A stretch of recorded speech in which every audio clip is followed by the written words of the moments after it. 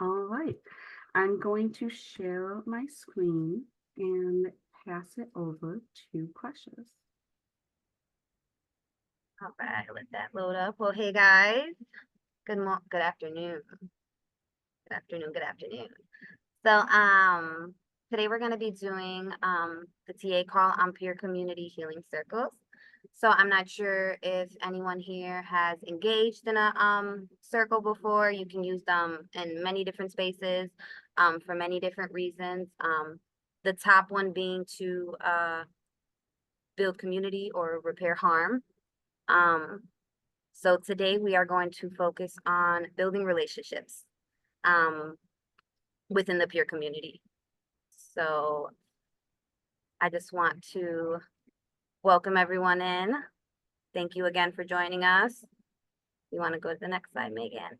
Sorry, I have no control on the slides. You can go to the next one. Yep. So with the circle process, you always want to open up the space in a positive manner, in a grounding manner. That can be mindfulness breathing, a mindfulness moment, that can be a movement activity, or it can be a quote. And depending on the space and the group, because different people, different vibes, that'll determine what you go with. So today we are going to be opening up the space with a quote. And the quote is, "Hearing is something that happens to us. Listening is something in which we choose to participate." And that's by James E. Miller. So when you get involved in a circle, one of the keys is that it is voluntary, right? So no one is forced to be in the circle. If you within the circle that we're going to have today, if there's a question that you do not want to answer, you can pass because this is a safe space. So we are here today to listen to each other. We are here today to build community, and again, to strengthen that listening skill. And if you choose not to answer, you have that choice to pass. You can go ahead and go to the next slide. So we are going to start off with introductions. So you can just say your name, your pronouns, your role or title within the organization that you work. And then our check-in question will be, how are you feeling on a scale of 1 to 10? So I'll model. My name is Precious Lugo. My pronouns are she, her, queen. I always like to add that in there because I'm okay with being called that too. My current title, I hold many hats, but my current title is the Statewide Youth Engagement Specialist with Youth Power. So as Megan said earlier, she'll be joining the Western region. I am also in the Western region. And how am I feeling on a scale of 1 to 10? I'm like a 7.9. So I'm right there. I'm in great spirits. As we were talking earlier, UIP was a hit, but I'm still building up my energy back. So there's where I'm lacking. But I'll go ahead and pass it to the person right under me, and that would be Robert. So you're up next, if that's okay. Sure thing. Thank you, Precious, or Queen. So my name is Robert or Robbie Theory. My pronouns are he, him. I am the Long Island Regional Youth Advocacy Specialist at the New York State Office of Mental Health. How am I feeling on a scale of 1 to 10?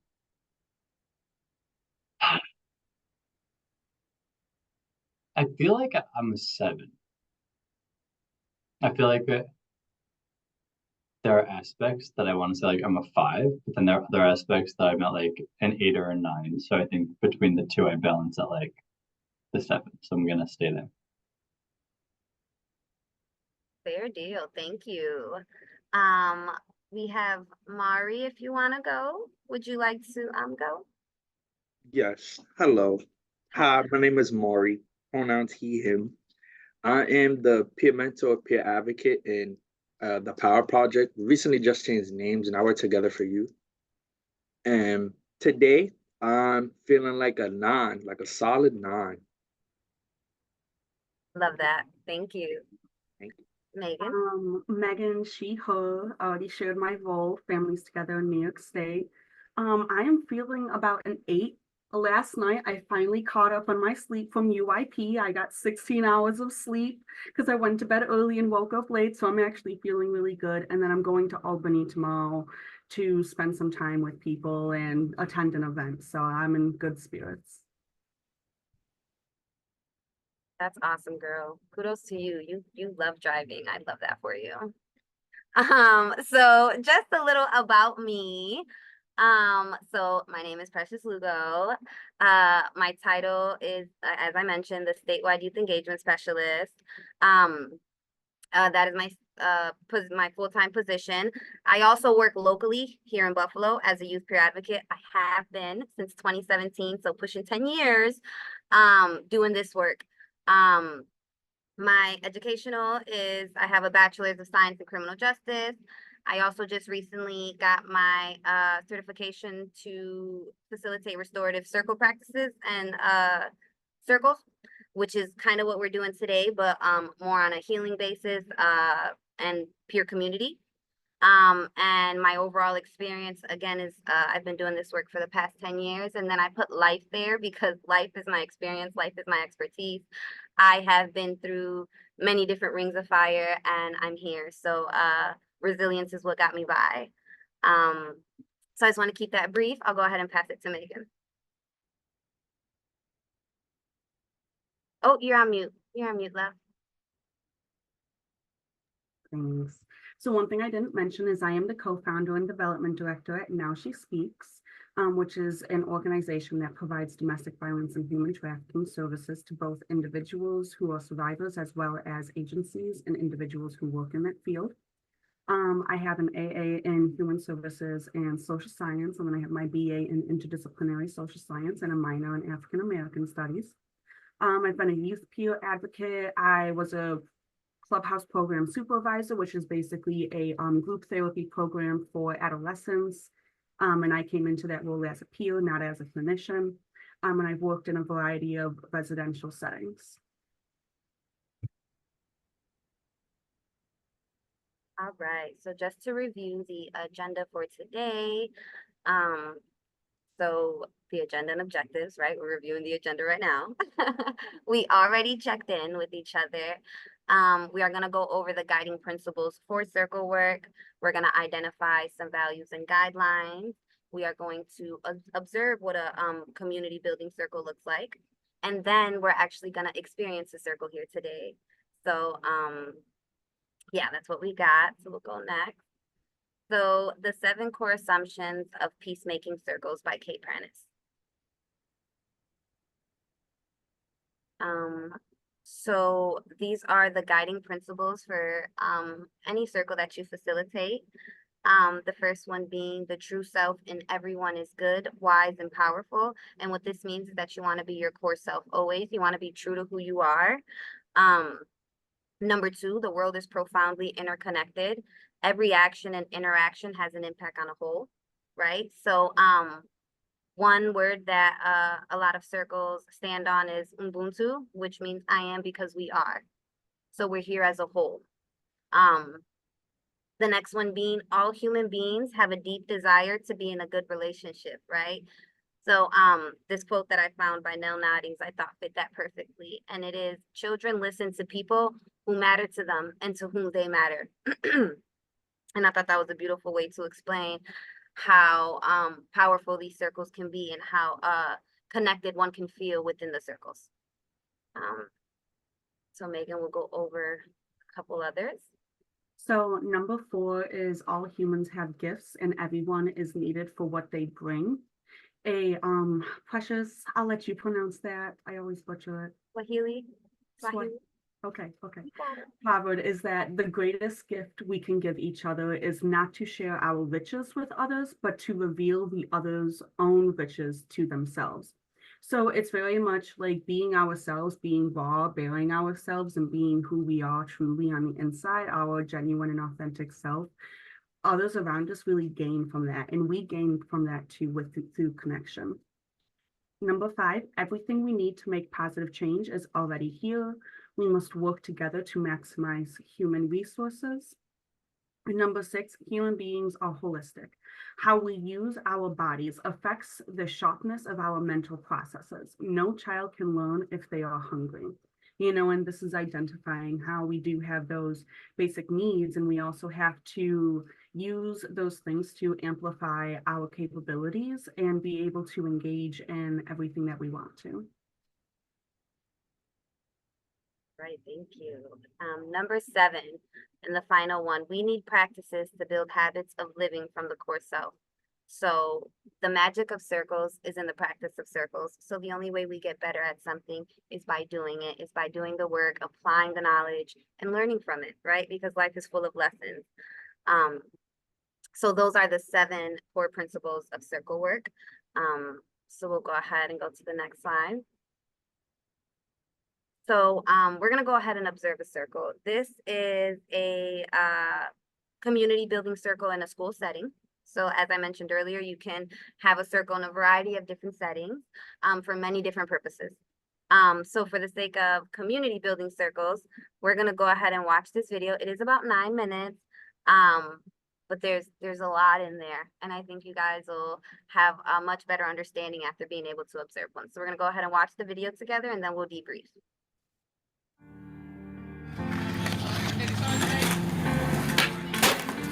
They come in, they're giggling, they're laughing.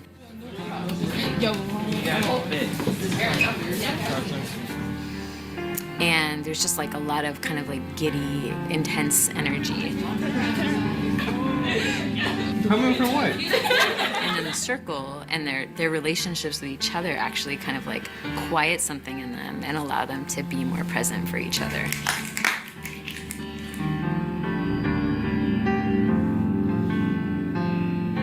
When we do circles here, before we do the circles, we sit down and like plan the opening ceremony.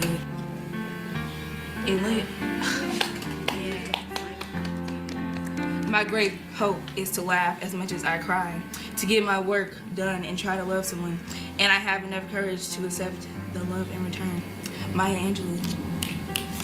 And in high school especially, like, we don't have enough, connections with each other sometimes, everybody just all focused on the work and, stress at home and stuff like that. And circles create a space where people can talk about their feelings, about how they're doing home life. Now we will review our class values. The first one was being open. The other one is respect.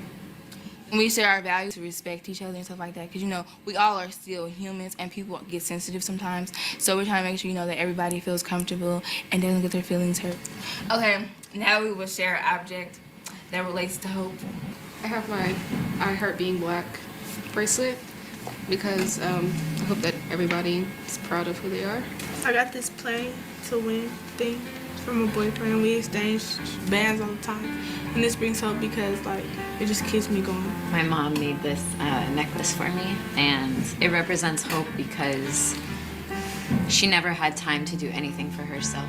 They're being asked to be vulnerable to a group of people, which is kind of like antithetical to what it's like to be a teenager, which is what's the best way to hide right now. So the first thing that I do is I share as deeply as I possibly can. I feel like if I can share deeply and from my heart and listen really attentively to other students, they're looking at me to see how I'm behaving. I have you guys give me a lot of hope and stuff like that. Our advisory is like a family. I've been through police brutality, tragedies and stuff like that. And instead of me being depressed about life, I know I can come in and talk to my community. They understand. And most of the time, if it's something I'm going through, they've probably already been through it before.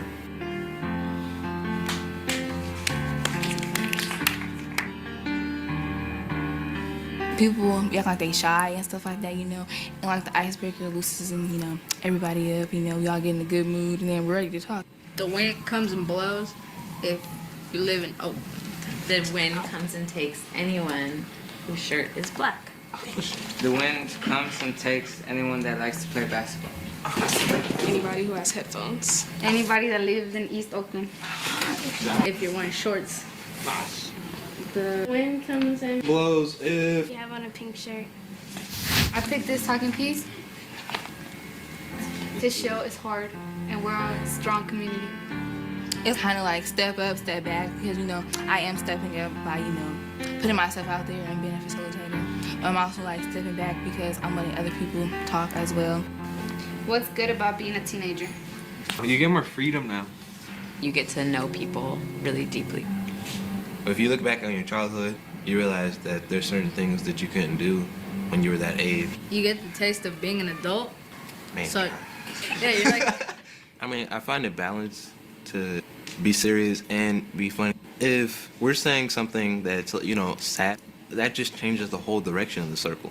So, I mean, eventually somebody has to say something to make the circle, you know, bring back to life, because if it's sad, nobody's going to want to talk again. And sort of like letting the circle alternate between serious and light. We can laugh in certain moments. We can allow this to become lighter so that we also stay more resilient in the circle. And laughing with them is really important. And it also shows I respect all of who they are. What's hard about being a teenager? Sometimes you just want to do stuff that you think you're ready for, but then when really you're not, and you just want to grow up too fast sometimes. When you're a child, you know how you're always so happy and stuff like that. Now you're a teenager and you know what stuff's happening in the world and like you feel sadder. I don't remember being happy. Like the closest time I remember that was when I was like 6, so. The one thing I hate about being a teenager is like you can't be as happy as you were as a kid. I remember really wanting to leave home from really the time I started high school. I had to just like sit with it and wait until I was old enough to leave the house, even though I wasn't necessarily ready. Well, I have more responsibilities now. Take care of my little brother and family members and everything, so it's really harder now. You have to learn how to say things without getting in trouble, or like the right way how to say it without like getting an attitude. Before I came to Midwest, I didn't have no self-control. Like in class, I was the class clown, like, and I never listened to my teachers. And getting suspended, I never cared. And every time I got a phone call home, I used to lie and say, she lying, I never did that. When I'm in a circle, I feel opened up. The circles is a part of me treating people better because I see how people are when people open up, and I see how they're treated, and I know I wouldn't want nobody to treat me like that. They come into the room with 9 years of experience of this is what kind of student I am. And I just think that's the power of a circle.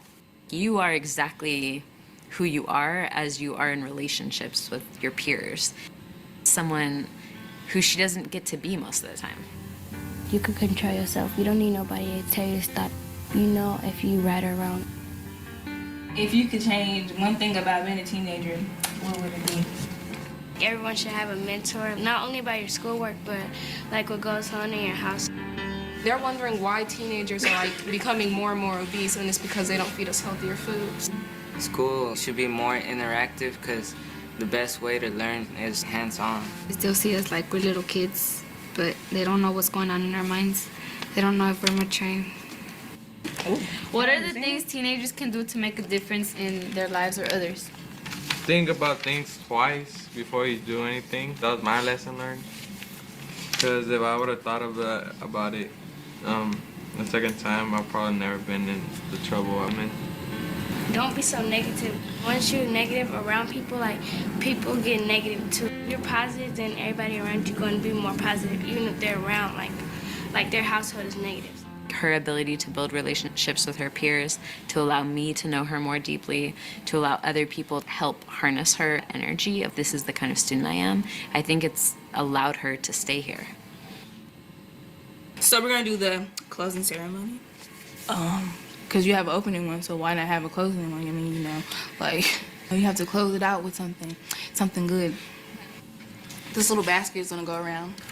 Everybody will pick a name, and then you say appreciation. I want to appreciate Alfredo because you're hella nice. I appreciate Matthew. You're a good friend, and I know I can trust you with stuff. I want to appreciate you because you're really nice and you're really fun to hang out with, and you did a good job leading this. I appreciate Sarah because this whole week and last week, Sarah's just been making me laugh, and Like she just got a good attitude, and she's like so helpful. She helps me whenever I need help. I see her like a sister. I want to appreciate Pancho for staying strong after going through a lot and having to wear that and being under house arrest and not being able to go out. I want to appreciate you because on everything you do, you always give it like 120%. And like you really just express yourself in everything you do. And best friend. Everybody clap for Kazuya and Jennifer and yourselves.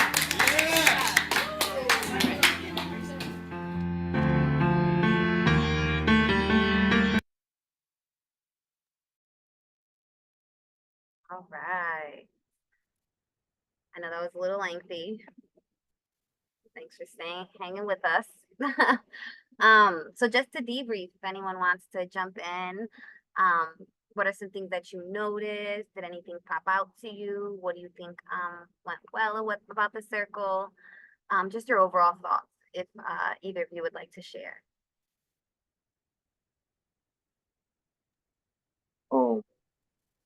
Like to share. One thing I did notice, and something I try to do myself when it comes to this work, is like seeing how the kids directed more, like a majority of activity in the group.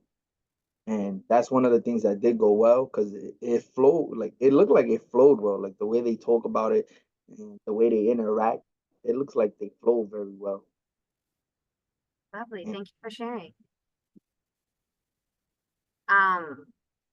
So yes, so they did follow a structure, and we are going to review that structure next. So I'm glad you did see that. And the reasons the kids were facilitators is because within a circle, and the point of like even sitting in the circle with no tables or anything is so that we can be our full selves, right? We're fully presented and we are all fully equal.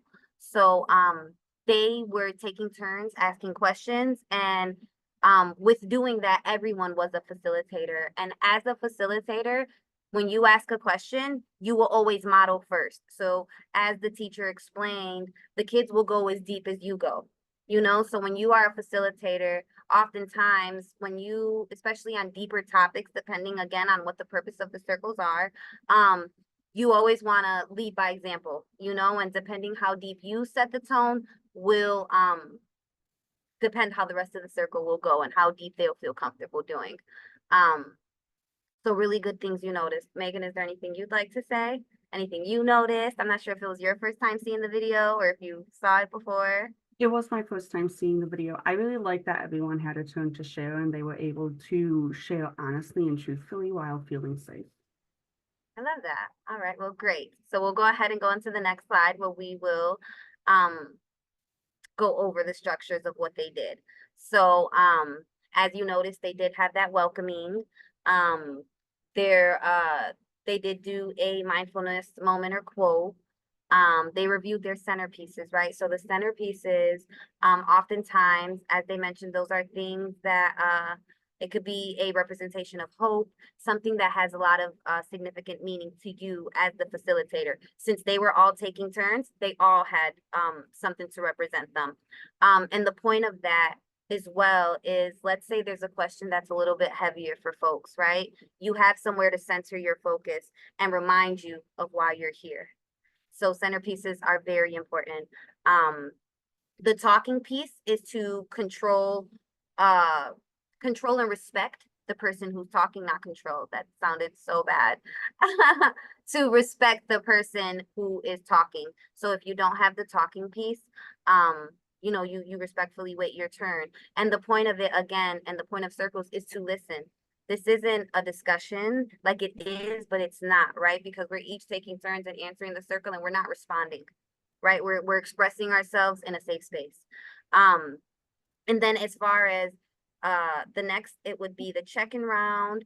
You're going to generate your own values and guidelines, as they also did in the video. The values are just the core of who we are. What do we need to have a safe, to be in a safe space, to have a safe conversation?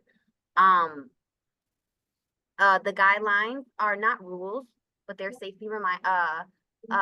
respectful reminders of how to conduct yourselves throughout the circle. If you missed one, it's okay. You know, we're not going to kick you out or anything like that. Just so that everyone feels safe and respected. And get guidelines and values will always be approved by the group before, you know, you move on. Then you'll go through your discussion rounds, your checkout rounds, and your closing. So I know it might seem like a lot, but these are things that just naturally tail into each other one after another. You know, you want to just make sure that you explain centerpieces, talking pieces, the check-in, check-out, and all the discussion, values, guidelines, those all kind of fall one right after another before you generate the conversation, right? Or the discussion.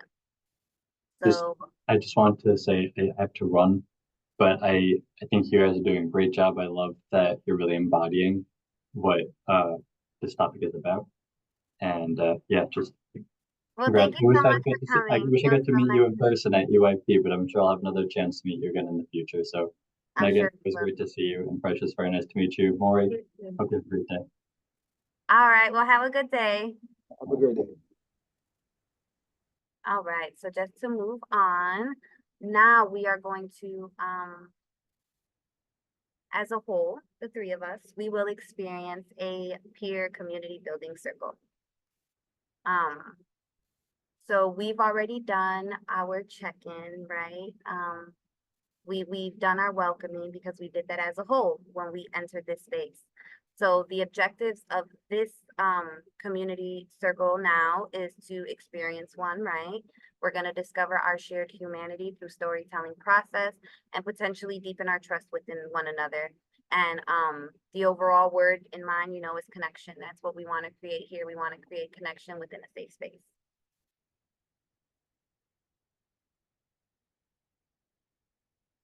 All right. So to tap into values and what we need within this circle. So what do I need to be my best self? Something that I always like to add into my circle space is that laughter and happiness, because it's okay to laugh, and I often use that as a coping mechanism for myself. Like if something serious could be going around, like I might giggle a bit, but that's just my way of calming and trying to always find the good in a situation. So that's something that in any conversation that I have, like always expect a little giggle. So I often put laughter or happiness into my circles. If Mari, if you would like to go on like off mic, you can. If you would like to add it into the chat, you can also do that for your value. Megan, if you would like to share. So a value that I have in order to be my best self is to be, I like to be really genuine and comfortable. So I'm very honest and I really express what's on my mind and how I'm feeling. So it's very like authenticity, you know, that's a value of mine.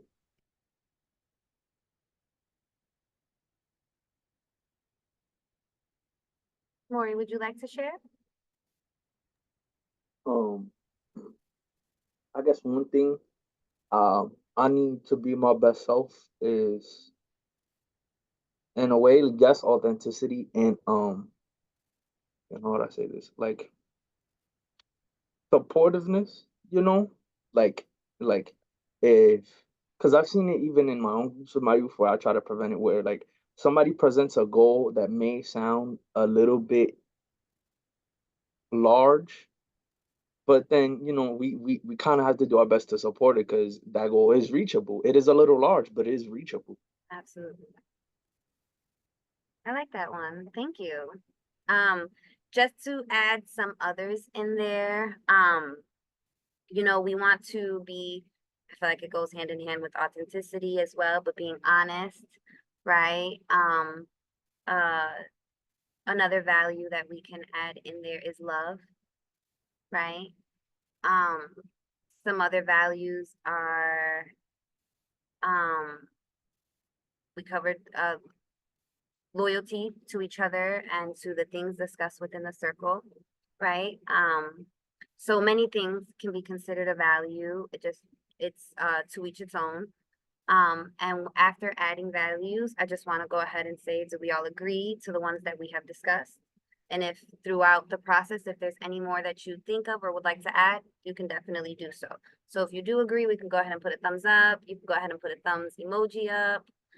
And we can go ahead and proceed to our guidelines.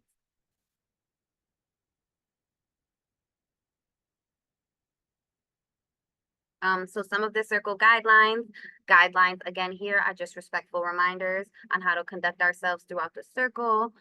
So what we have here is speak from the heart, your truth and your experience and your perspectives. Listen from the heart, let go of stories that make it hard to hear each other. Trust that you will know what to say, no need to rehearse, just be you, right? Be your true self. And say just enough without feeling rushed, be concise and considerate of the time of others. So because there's 3 of us, we do have a little bit of time to self-express and answer the questions as thorough as you'd like. If for whatever reason we get close on time, you'll just see someone padding like this so that we can move on to the next question. If there are any guidelines that anyone would like to add, well, that either of you would like to add, please come off mute or you can write it in the chat. And again, these are respectful reminders on how to conduct ourselves throughout the circle process.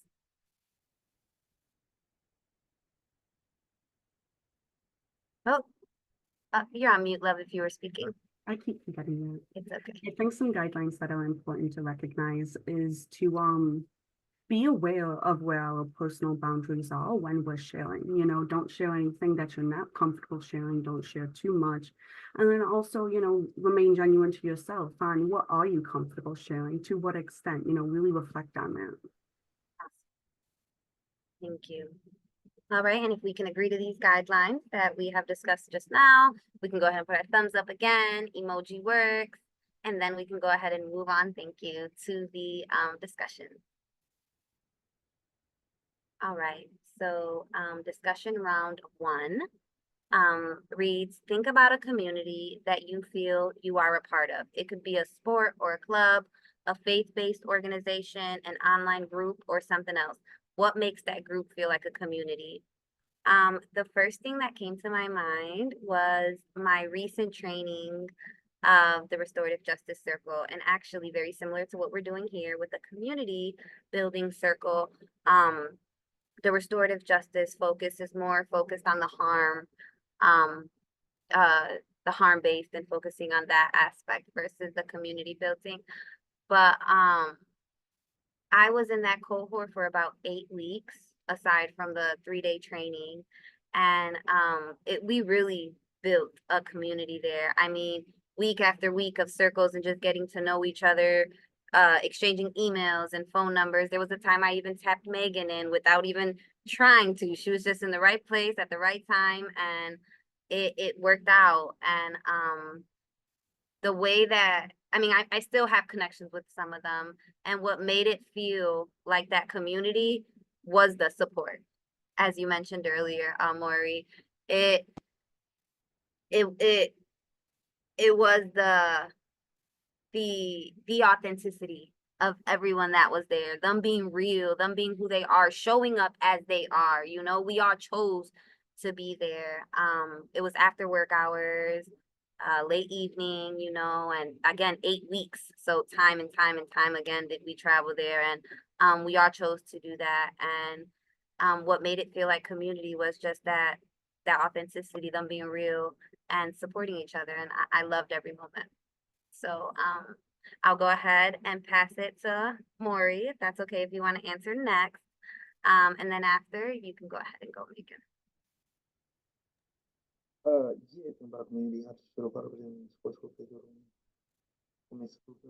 Okay, so I was gonna say my actual, like my own community feel like my community because its own like little characteristics and its own ways that like people look out for one another. Like there's always that check-in that if you haven't seen somebody for some time, there's always like a little line of questions like where have you been? What's going on? How's your sister type of thing? And I always like that because it shows how we're together and we like again we support one another, we help one another when things are sweet and when things are rough. But outside of that, I would also say like the sports teams I've been in, where it's like the same concept. it's a community, but you also develop your own little family in terms of we recognize one another when we're having hard times, when we're having good times, and we can speak on it like when it's necessary or when we feel that is necessary. Thank you.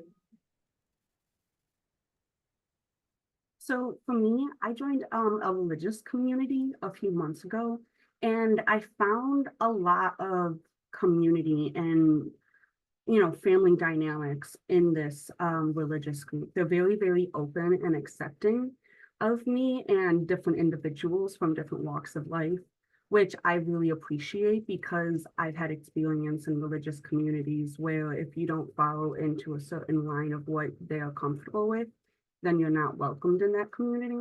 So I really like how open-minded this religious community is. And I also really like how they follow up and check in on you. Like if you're not attending or participating in some of their different events or meetings, then they'll reach out to you and ask, hey, how you doing? We missed you today at this event. And I really like that because it makes my presence feel appreciated and my presence is also noticed when it's not there. Thank you for sharing, Megan. All right, we can move on to the next question, which I will let Megan go ahead and lead the first one, and I'll go next. So our second question is to share an experience of causing harm to someone and then dealing with it in a way that you felt good about. This is a really deep one. So when I was attending it was kind of like an educational casual workshop or gathering where like we received information about a culture and we were able to have group discussions related to the concepts and the traditions of that culture. And this wasn't a culture that I was very accustomed to, but I was there because I really wanted to learn and be educated and expand my knowledge. And during this meeting, I realized they brought up a topic that I recognized I had a very narrow-minded perception of. I didn't understand that tradition from the other culture. And because of Western culture and what media has taught me, I had a very biased perspective and I recognized that. So I raised my hand and I asked the question, can someone please explain this to me? Because from what I've been taught, this is the perception that I've been taught. And there were some people who were definitely upset by me asking that question. And I noticed that in people's body language. Other people were open. Someone did explain it to me, and I was very appreciative because I had no negative intent and I didn't mean to phrase my question in an offensive manner. I was genuinely just trying to learn more about something I knew I had only one perspective of. So after the event, I went up to someone who I noticed was visibly upset, and I said, "Hey, I am sorry that I offended you or made you uncomfortable with my question earlier. I was not trying to do that. My reason for my question was out of curiosity, and I wasn't quite sure how to ask that question appropriately." And they told me that it wasn't that I had that question. They explained to me that it was because I had used a term that is frowned upon in that culture. It's not an appropriate term to use. And I felt really good about approaching them, recognizing that they had been upset, and then learning that, oh, it wasn't the question itself, it was that I used a term that isn't actually appropriate in that culture. And I felt really good learning that, and they were very open to me explaining that and how like I had no idea that that term was not socially acceptable because I had been taught from other sources that that was a socially acceptable term. So I felt really good taking ownership and accountability and being able to have a conversation and learn more about that. And now I will pass it over to Maureen.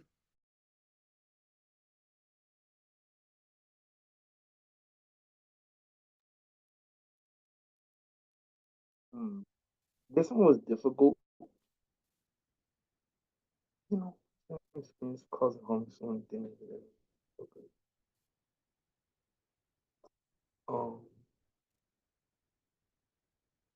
Okay, so I can think of like one time I was in a gym, right?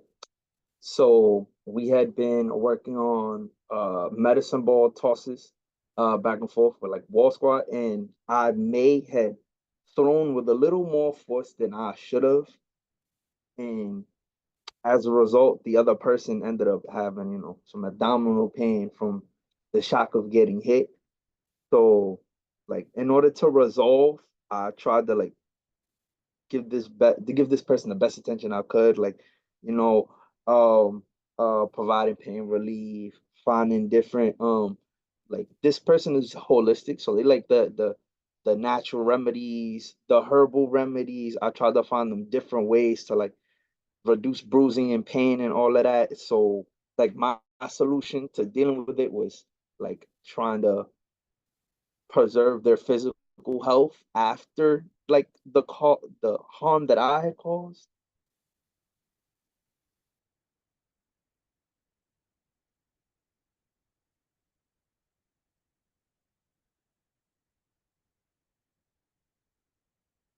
Hmm. Okay, thank you.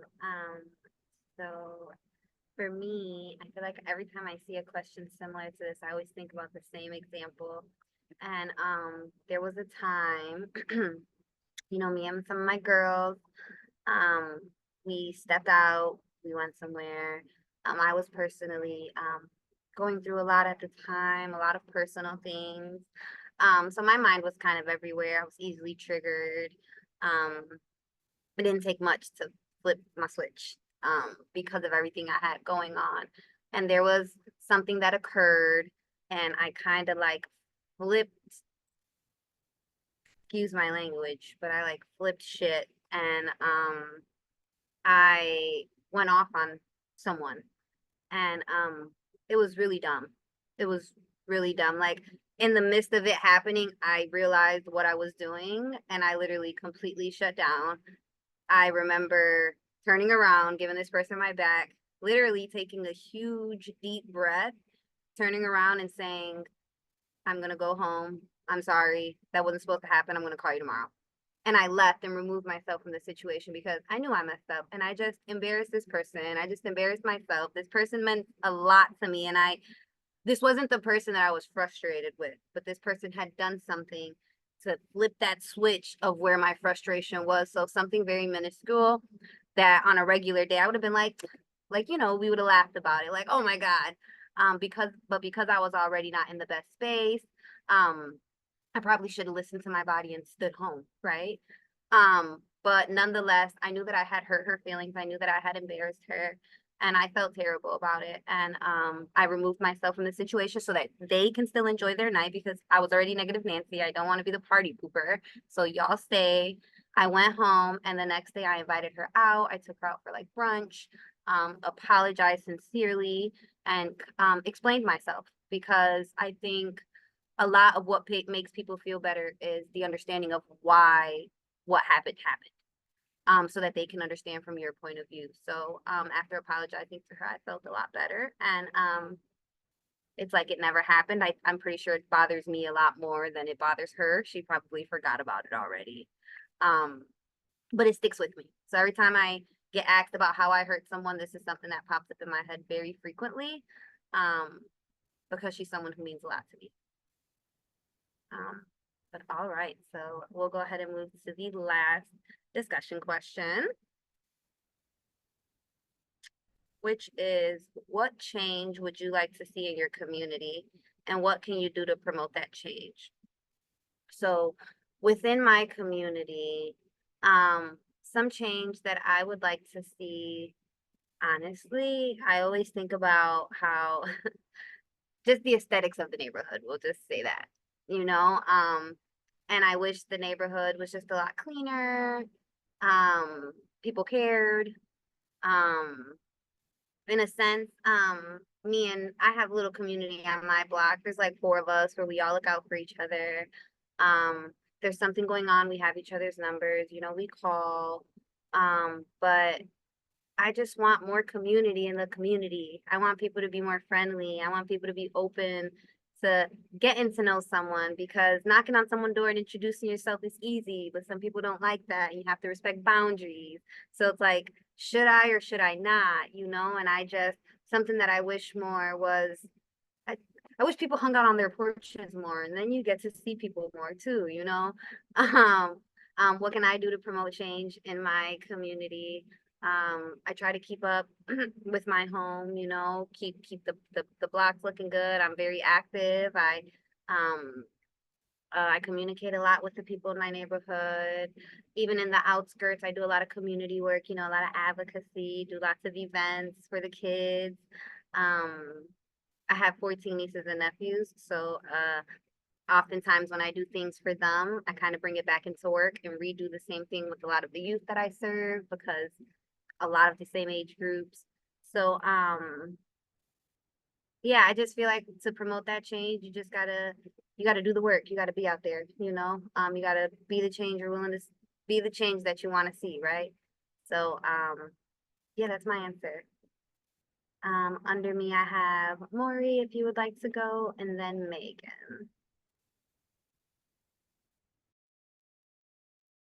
Um, so one change I'd like to see in the community, like even though people are willing to help, I feel like people don't have enough patience for certain situations. Like if people had a little bit more patience, things would go a lot smoother. And like the only way I could really promote that change is by being more patient myself, like patient for people who can't do certain things, or even when they have challenges with doing certain things. A little bit of patience can go a long way.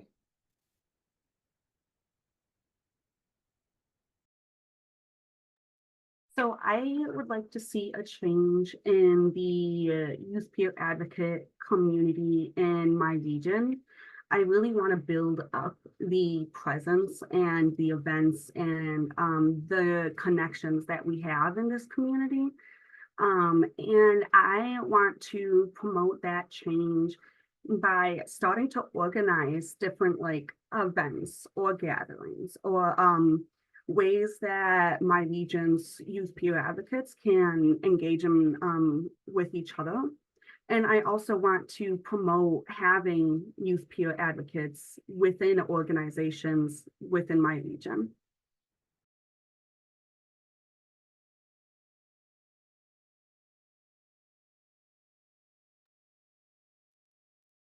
All right, so to end our discussion rounds, we are going to check out and share 2 words about your experience in the circle today. So my 2 words today would be bonding would be one of the words, because I believe we all did that by sharing a little bit of each other. And the other one would have to be honesty, because as you guys mentioned, I feel like I heard each of y'all say this is a deep one or this is a hard one, at least with one of the questions. So I'm going to share one more, and that's appreciation, because I appreciate you guys doing that. So I did 3. If you want to do 3, it's okay. We got a little bit of time. But Maury, you are up next if you'd like to check out.